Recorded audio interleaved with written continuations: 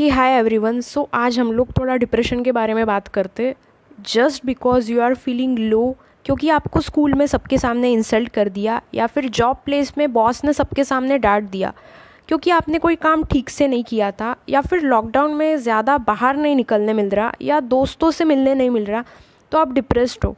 Depression कोई इतना easy term नहीं होता बोलने के लिए। जो आप फील कर रहे हो, मैक्सिमम लोग जो मैंने एग्जांपल्स दिए, that is a temporary feeling of affect, feeling low. Depression एक सीरियस टर्मिनोलॉजी है जिसकी डेफिनेशन एक्सपांड करती है to a minimum of 14 days. मतलब जो फीलिंग्स मैं अभी बता रही हूँ वो एक पीरियड ऑफ 14 डेज़ के लिए लास्ट करनी चाहिए। तो अगर ये तीन चीज़ों में से अगर दो प्रेजेंट है, then we clinically labelled that person as depress. सबसे पहले चीज़ होती है energy, lack of energy. The person feels of doing nothing, he just lies on a bed whole day long. पूरा दिन वो बस बोलता है बैठे रहना है, बैठे रहना है, या फिर बेड पे पड़ा रहता है, कुछ नहीं करता है। नेक्स्ट थिंग इसकी, उसका mood continuously through out the day लो रहता है। Patient feels sad through out the day, that is called a low mood. और इसको एक्सप्लेन करके बताओ तो सपोज़ किसी पर्सन का फेवरेट फूड था बटर चिकन, और डिनर में उसके घर पे बटर चिकन कुक होता है, या फिर कोई लेके आता है बाहर से, then also that person is not happy. Suppose कोई बच्चा है, उससे कोई प्ले स्टेशन चाहिए या फिर गेम पसंद है, उसके पेरेंट्स उसके लिए लेके आते हैं, then also he is not happy. Then एक बहुत ज़्यादा प्रोबेबिलिटी है कि वो डिप्रेस है। हाँ, ड्यूरेशन 14 डेज़ होना चाहिए। थर्ड थिंग इसकी, interest. The patient loses interest in thing which he use to love earlier. जैसे कि मैंने पुराना एग्जाम्पल दिया कि गेम्स से या किसी और चीज़ों से उसे खुशी नहीं मिलती है, या पहले किसी पर्सन को पेंटिंग करना पसंद था लेकिन अब उस इंसान में उस चीज़ में मज़ा नहीं आ रहा है, या कोई पैशनेटली जॉब करता था बट अब उसको इंटरेस्ट ही नहीं रहा उस चीज़ में। तो इन चीज़ों को आप EMI निमोनिक से रिमेंबर कर सकते हैं। That is E means energy, M means mood and I means interest. ये तीनों चीज़ें कम रहेंगे डिप्रेस पर्सन में, और यही चीज़ें अगर 14 डेज से ज़्यादा दिख रही है तो उसे क्लिनिकली डिप्रेस कहते हैं। Now coming to the symptoms, the first is loss of concentration और focus. Second is early morning awakening, नींद नहीं आती है, और आती भी है तो नॉर्मल स्लीप साइकिल वो डिस्टर्ब हो चुका है।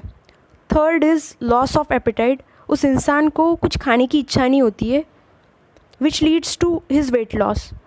एक इम्पॉर्टेंट पॉइंट मैं बताना चाहूँगी कि माइल्ड डिप्रेशन में किसी भी टाइप की टैबलेट्स या ओरल मेडिसिन की ज़रूरत नहीं होती है, अनलेस आपका साइकेट्रिस्ट है वो उसे प्रिस्क्राइब करे।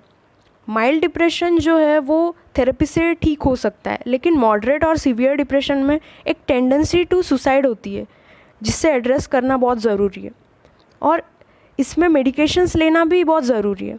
तो ये साइकेट्रिस्ट के डिसीजन पे डिपेंड करता है कि वो आपको टैबलेट्स देता है या फिर थेरेपी देता है, या फिर कॉम्बिनेशन ऑफ बोथ। अब सबसे पहला रीज़न देखते हैं डिप्रेशन का। पहला जो रीज़न है वो होता है बायोलॉजिकल, मतलब हेरिडिटरी कंडीशन। ये है, और डिप्रेशन फैमिली में रन करता है, मतलब फर्स्ट डिग्री रिलेटिव्स में था, उनके बच्चों में भी है, और उनके कजिन्स में भी डिप्रेशन देखने के लिए मिलता है। इसके अलावा जेनेटिक्स, जैसे मैंने पहले बताया, जीन्स भी होते हैं डिप्रेशन के। फिज़िकल चेंजेस भी होते हैं, जैसे कि उनका जो फ्रंटल लोब होता है that tends to be smaller in size in patient who is normal, और एक हिप्पोकैम्पस होता है, हिप्पोकैम्पस अल्सो श्रिंक्स। ये दो फिज़िकल फाइंडिंग्स मिलती है MRI में।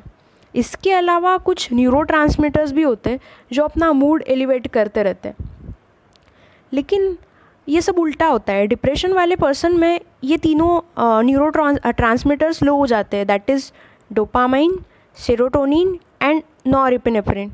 अब ट्रीटमेंट पे आते हैं। बहुत सी थेरेपीज़ है, सॉल्यूशन फोकस साइकोथेरेपी, उस इंसान के साथ बात करनी है। कॉग्निटिव बिहेवियर थेरेपी भी है, या कोई पर्सनल कॉज है तो उसमें इंटरपर्सनल साइकोथेरेपी दी जाती है। साइकोथेरेपीज़ है, ये लगता है बस कि ये साइकोथेरेपीज़ नाम के लिए लगता है, लेकिन ये एक्चुअली में जो चीज़ें हैं they just involve talking, speaking and sharing things with your psychiatrist और ग्रुप ऑफ पीपल जो अपनी बातें शेयर करते हैं। इनके अलावा जो out of the books therapies है जो अच्छा रिजल्ट्स देती है in most of the cases, पहली जो चीज़ है उसमें joining a club of a new activities, जैसे चेस खेलना चाहिए या स्विमिंग, मतलब उस इंसान को इन सब चीज़ों में इन्वॉल्व करना चाहिए। मैंने पहले ही बताया कि मतलब उस इंसान को इन सारी चीज़ों मतलब करने का कोई इंटरेस्ट नहीं रहा है, तो उस इंसान को इंटरेस्ट लाना है उस चीज़ों में। सेकेंड है कि घर पे कोई पेट्स ला लो, because pets have the tendency to make us feel good, तो पेट्स हेल्प करते हैं इन सब चीज़ों में, स्पेसिफिकली डॉग्स एंड कैट्स।